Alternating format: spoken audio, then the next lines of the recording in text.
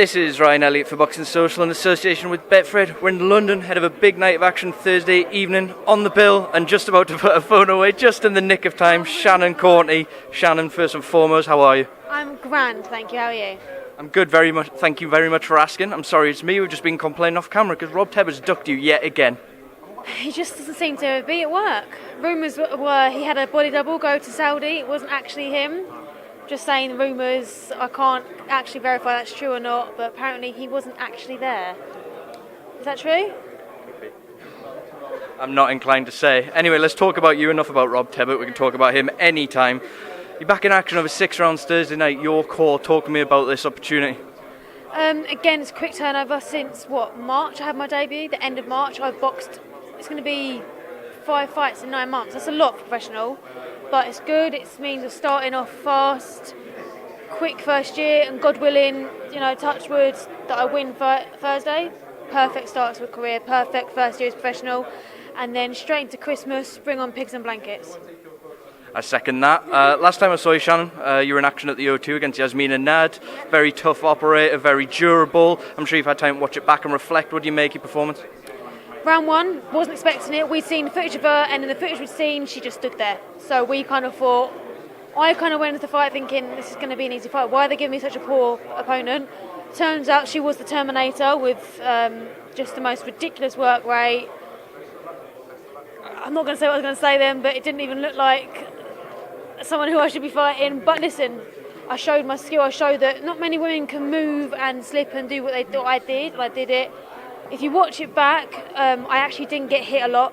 I hardly got hit. I took a lot on the arms, a lot on the gloves, and my head movement and my footwork got me out of a lot of trouble, and I made her pay for a lot of it. So, very good performance. Couldn't have wished for a better learning fight, to be honest. Just the annoying thing is, it's on a 4-rounder, so they're always awkward. All they've got to try and do is scrape 2 rounds. They've got themselves a draw. And people look at the scorecard and they see it's 37, 36, and they think, oh, she only won by 1 point. Well, actually, I won 3 rounds to 1. So it's not just 1 point, but listen, perfect learning fight. Going into my next fight, which is, again, a bigger step up in fighting someone who, again, it's like me, 4 fights, never lost. So, big fight for me. And, I'm excited. I feel really good. You managed to find any footage of your opponent? No. Fair enough. Look, this will be your 5th fight of the year after only turning pro in March. All being well, it'll be 5 wins to end the calendar year. How do you reflect upon your 2019 since turning over? What's it been like for you? It's been amazing. It's been a learning curve. I've learned a lot about myself in and outside of the ring. I always say everything and everyone in your life is a lesson or a blessing. This year has been a year full of lessons and blessings, My last camp, my last fight at the O2, I done what every boxer does and said, oh, camp's been perfect. I feel amazing on this fight. Truth is, I wasn't. I didn't have a very good camp, not because of anything boxing-wise, because my mindset wasn't right. I had a lot of bad things going on in my life I don't want to talk about, but I wasn't in the right frame of mind to be fighting. Almost wasn't going to be on the show because I just wasn't in a good place, but I pulled myself together and got the win. But genuinely, going into this camp, I haven't felt better since my debut. I feel everything's gone perfect, sparring's been brilliant. It's everything. My mindset is in a fantastic place. Good vibes only. You mentioned there next week you'll have to wait for now until you get your hands on the pigs and blankets. A lot of fighters this time of year at your sort of stage of your career, it'd be quite easy to just have seen out the air after the O2 and then just wait for 2020. You've been incredibly active since you turned over. How important was it for you to get one more in before the end of the year and keep that momentum going into a busy 2020? Well, Eddie said he wanted me to fight after the summer. Obviously, I was meant to fight. There were so many dates that was thrown around about me.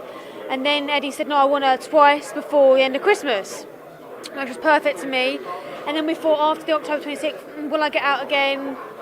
And I took a week out and I was straight back into camp. I've been in camp ever since. And I'm happy because now, listen, no boxer wants to fight in like January, do they? Because then you can't enjoy Christmas.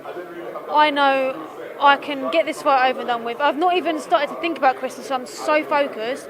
As soon as that bell rings, Merry Christmas, Shannon.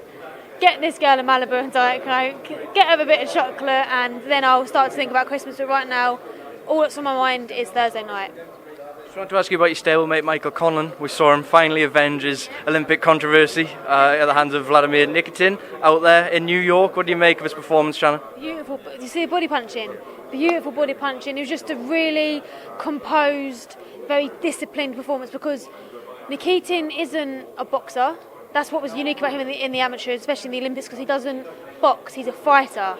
So he's suited perfect to the professional ranks. It was almost a case of, because Michael was such a nice boxer, he wasn't a fighter in the Olympics and the amateurs, so it was a case of what's going to happen when they do turn over. And Michael schooled him. Michael made him miss non-stop. He was hitting air all night. But do you know what? Michael's looked sensational in training. I learned so much from him. He's the best person to be around. I call him Mick the Motivator because he gets me going. He motivates me. And yeah, I was so glad he won that fight. That's now, it's a chapter closed in his life. He can move on now and start pushing on to bigger things. 2020 is going to be such a big year. I was speaking to him on the phone the other day and I said to him, I texted saying, I'm buzzing for you for next year because it is going to be a massive year for Mick Conlan, trust me. I think he's going to surprise a lot of people. There's big things on the way for the whole stable. What is the mood like in that camp at the minute? Because there's so many different people in that gym sort of pushing towards their goals at the minute. What's it like to be around that gym? The last few weeks have been really fun because you've obviously got me fighting on Thursday, you've got Josh Kelly fighting on Friday, you had Mick fighting in New York last week, and you've got Joyce fighting in January against Huck for the European. So the vibe's been good. It's always a good vibe in our gym. We're like a little close-knit family. It's been just the best vibe, when you're all in good spirits, it brings out the best in everyone, do you know what I mean? You become a product of your environment, and the more I'm around these lads, the more it brings me on, because we're all very competitive. So I'll see Mick or Josh do something and I think, I want to do that. So I'll push myself even further. So yeah, I'm blessed to be in the stable that I'm at, and to be surrounded by not just the lads, we've got the lads who I was trained with, but you've got Charlie, Adam and H, and I couldn't wish for 3 better people to have in my life because they look after me so much. Shannon, thank you very much as always. Speaking of Boxing Social, I'm going to get on the phone to Rob Tebbett after this and make sure he knows just how disgusted you are that he's dodged you once again. I will be dropping him a little DM, don't you worry about that. Shannon, thank you. Best of luck. Thank you.